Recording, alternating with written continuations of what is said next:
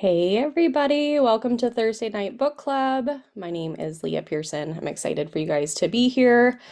Book Club is a simple habit.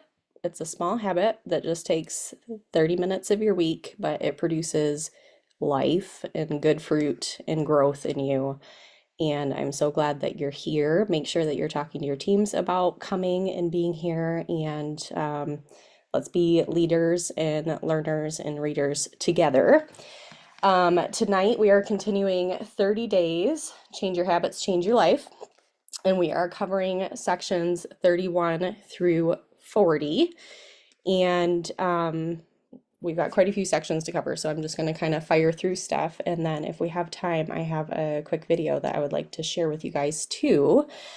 Lots of good stuff this week, and would love to have you guys type in the comments some of maybe your applications or like when I ask questions, just so that we're all kind of engaged together. But section 31 was talking about, it kind of was on the heels of, he was talking about like uncluttering in our last chapter last week.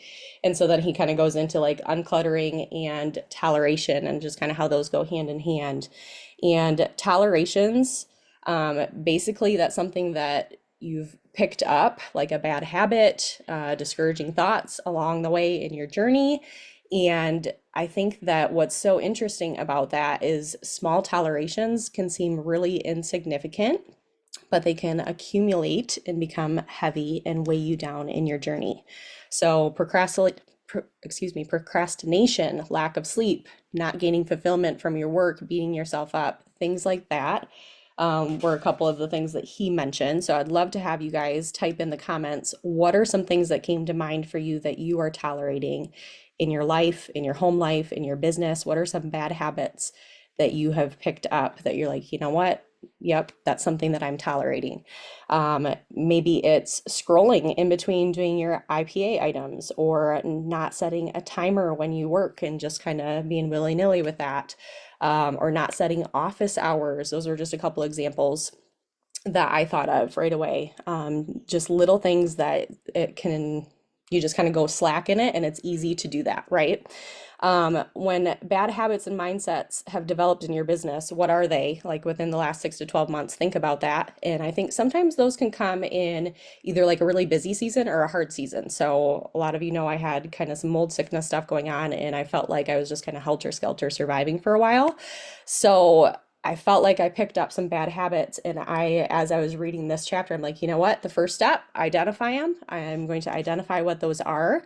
You can button those things up by identifying it and then releasing it. So you got to recognize those. That's kind of the main thing. Make sure that you're writing that out. So if you are just starting to do that, like in the comments here, I see a couple. It's real life. We're human, right? But write those in the margin of your book. Write it on a piece of paper, identify them, and then really actively work on that. Maybe put it in your planner so that you can remind yourself, I'm not going to tolerate this anymore. Section 32, type in the comments, what's the first thing that you do in the morning? What do you do? Do you look at your phone right away in the morning? Do you start scrolling? Do you go right to the coffee pot? Do your kids look at you? You wake up your eyes to or you open your eyes to your kids. What is the first thing that you do in the morning? Do you have a morning routine?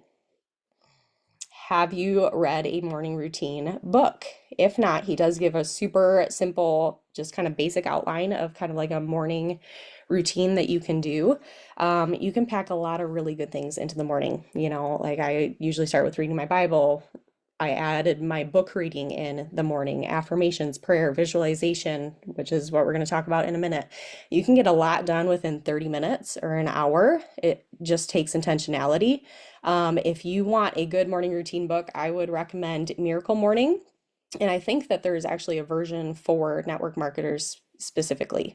But definitely recommend don't grab your phone right away, and be intentional. Think about like, how do you want your morning to start?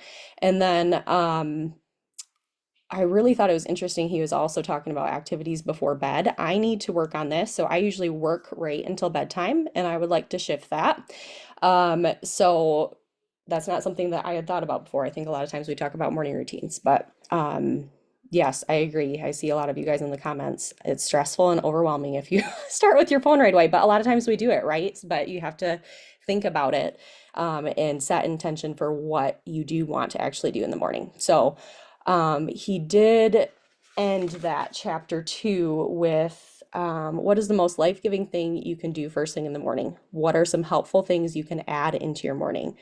I think that if you think about that, then you can set your intention like, okay, this is what I want to do. So encourage you guys to do that. I think that if you're going to take anything away, that would be a really good thing to do. Um, Section 33. I love all the quotes. Do you guys love the quotes at the beginning of the chapters? Because I feel like they're all so, so good. But check out those quotes if you haven't. I read this chapter and I thought, you know what? This is why people need this business and why we need to be really bold about reaching out about the business opportunity. 70% of people are not happy at their work. Oh my word. 50% are not engaged. The stats were wild. I think it's important to know also with that, like, why are you doing Plexus? Do you know your purpose? Because he says that when you have found your purpose, things will start to fall into place. You will attract people and opportunities, and the right things will start to happen. Because when you love what you do, you attract success. So I think it would be really wise to